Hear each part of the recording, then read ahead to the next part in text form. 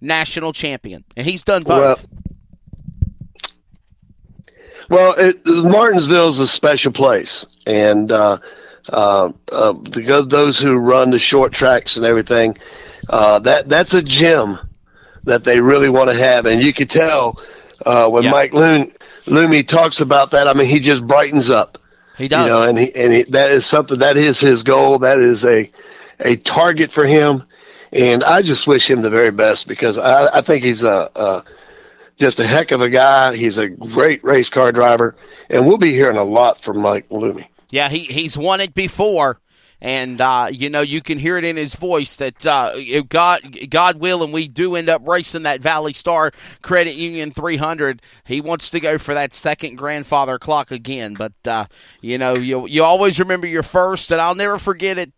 Before we go to a quick commercial break, I remembered, Bruce, where I was announcing that race. I was in turn 3 and 4 in the high rise grandstand, calling it, and I'll never forget when I saw Mike Looney drive up on Lee Pulliam, and Lee Pulliam drove back up on him, and they were literally up in the air, both cars over fenders, and nobody was trying to give that race away. And luckily, when it was said and done, a performance of the ages for the driver of Mike Looney. And I remember him climbing out of that car, and it was in a September day, and he was exhausted, and he was crying. And, just as much, I'm telling you, and I still the word that Andy Marquise always says, every year the Valley Star Credit Union 300 is Christmas Day for these late model stock car racers. Mm-hmm. It is the Daytona 500, just like the NASCAR Daytona 500 and Speed Weeks in February for the Cup boys.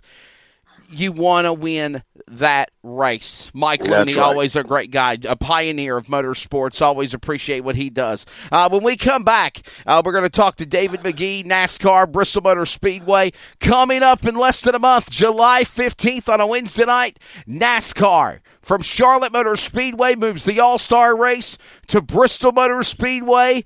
Katie bar the door, ladies and gentlemen. I think it's going to be a barn burner. David McGee will join us next on Full Throttle. Do not go anywhere. It's all part of CRN Podcasts.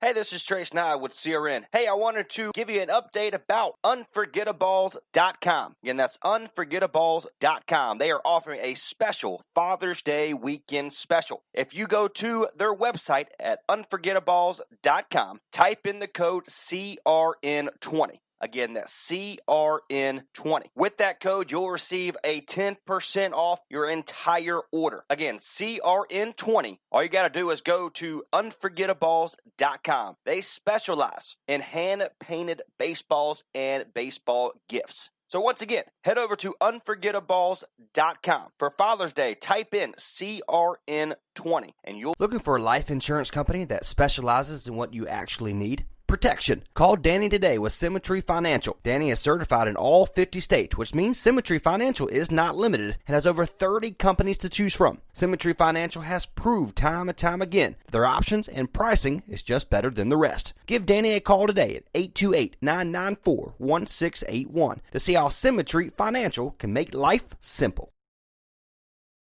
This is CRN, the Community Radio Network, the voice of the community. The voice of anything sports, and proud to be the voice of the Comets. Follow us at crnsports.org. Now let's get back to the broadcast coverage on CRN.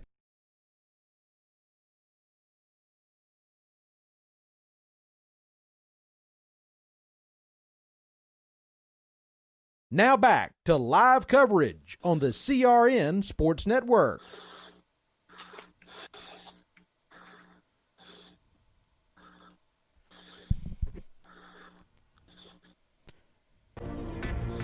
Hey, welcome back. CRN Full Throttle on this Thursday night. It is prime time. Possibly considering Bruce moving Full Throttle to 7 o'clock Eastern. And we're on the air a lot earlier than normal because we got such a guest lineup here. And joining us next is announcer, longtime announcer, 20 plus years. I want to say it is a racing historian, a book writer.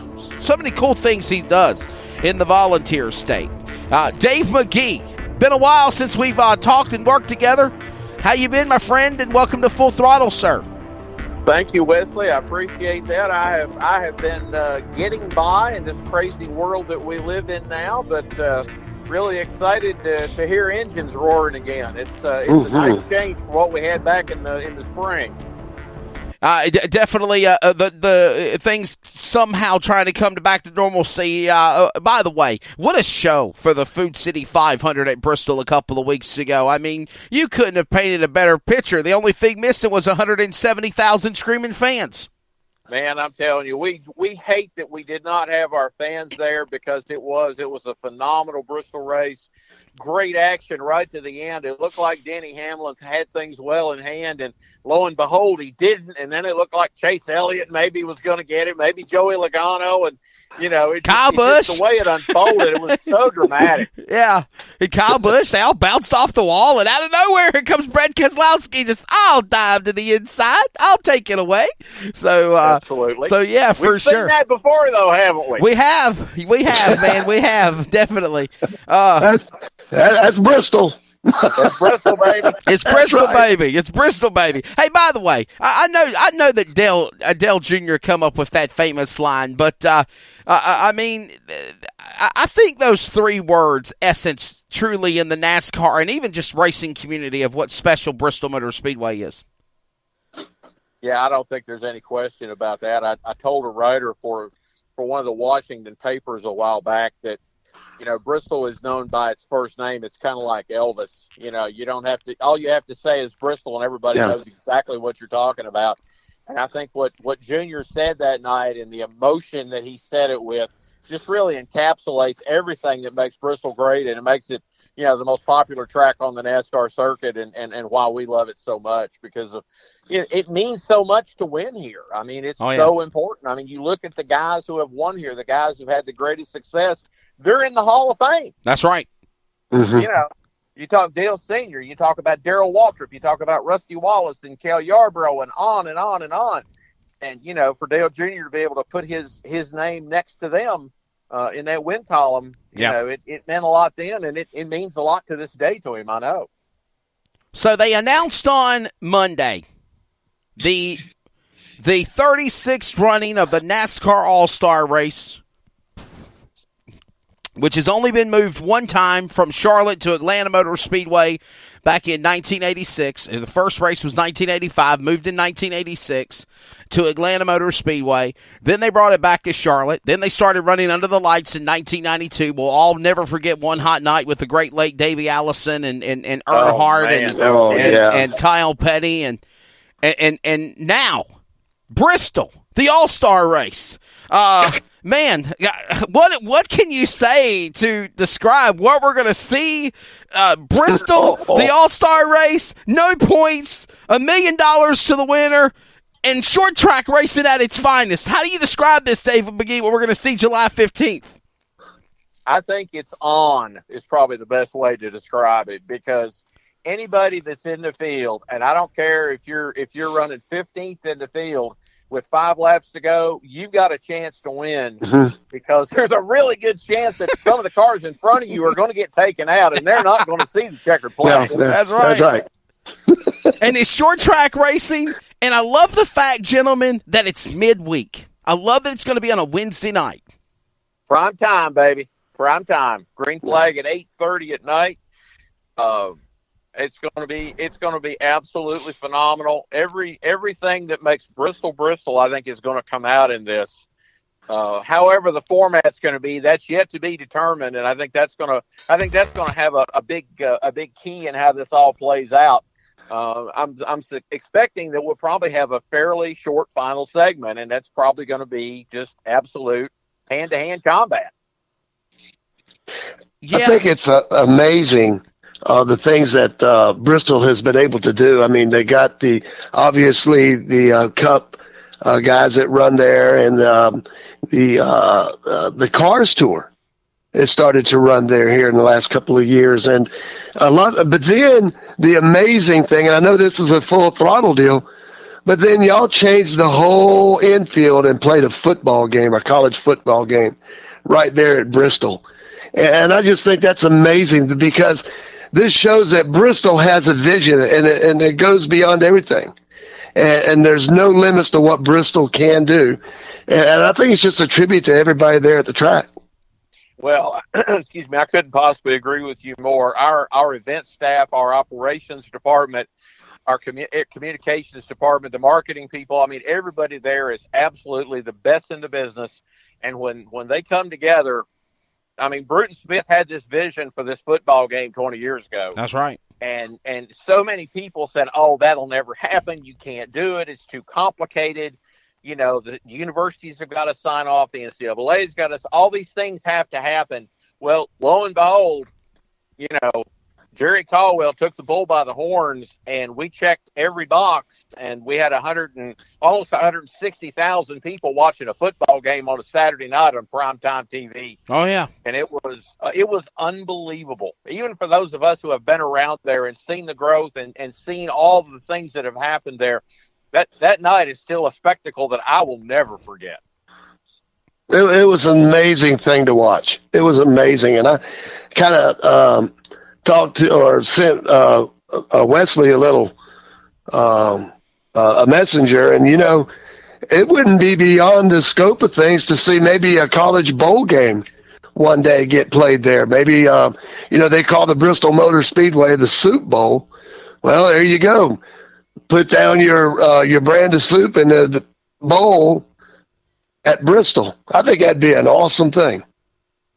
I tell you what you learn when you hang around BMS for any length of time. You never say never.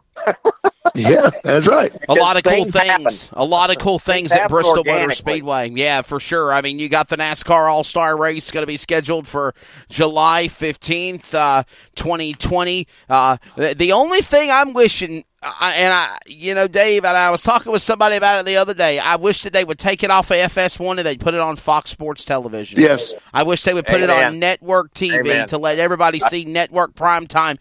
What this All-Star Race is all about. You see the All-Star game of basketball and football and baseball and you know, hockey on national TV. Put the All-Star Race on national TV. Give it a platform. And I think that regardless of the people that are mad about the Confederate flag and all the changes that NASCAR has made, you know, and opinions vary on all that stuff. But Dave McGee, I think if they put something like this type of entertainment on national TV, I think the numbers are going to soar for sure. Yeah, I would love to see that. I will certainly second your motion. I don't know who we get to make that change, but we've got a month to make it happen. So I mean, who knows? That's right. I would love to see that. I would love to have seen the Food City race, which we promoted, you know, supporting the grocery heroes and everybody that works in supermarkets. Yeah. That night, Food City gladly stepping aside there to salute all their coworkers and their competitors. I'd love to have seen that race on network as well, because it was, as we talked earlier, phenomenal finish. So a great show. Yeah, I'd love it. And Dave, a lot of great things going on. I mean, I know that obviously the where me and you first met each other when I was announcing with Mav TV and Speed 51, the Short Track U.S. Nationals has been postponed to September. And then you know, that's tentatively what's on there. And Thunder Valley this time, normally last year and years before, around this time, Father's Day weekend, Bruce and Dave, you're normally preparing for Thunder Valley. You're normally there on a Thursday night getting ready for Test and Tune and the NHRA, you know, drag racing series coming in there and putting on a show. And that's now been postponed until October. And I think we're going to see one hell of a drag racing event there when the fall comes. I mean, normally it's 40 blazes hot during the summertime on Father's Day weekend, but now you're moving into October, and I think it's going to be some awesome fall nights in Tennessee with those drag cars at Thunder Valley. Well, there's no question about that, and that was my initial reaction, trying to be as positive as I can be about all the things that we're dealing with in the world today. Oh, yeah. But we used to, back when it was IHRA, we had a Fall Nationals, and we reset the track record every year at the Fall Nationals, and it was usually around the first 2 weeks of October. Yeah. So really looking forward to seeing the fuel cars at night in October. It will be cool. It will be low humidity, and I suspect that we'll see some major numbers come out when we get John Force and Ron Capps and all those guys, all the stars and cars of the NHRA looking forward to have those folks in here in October. It's going to be great. We're going to have 30,000 fans for the All-Star race.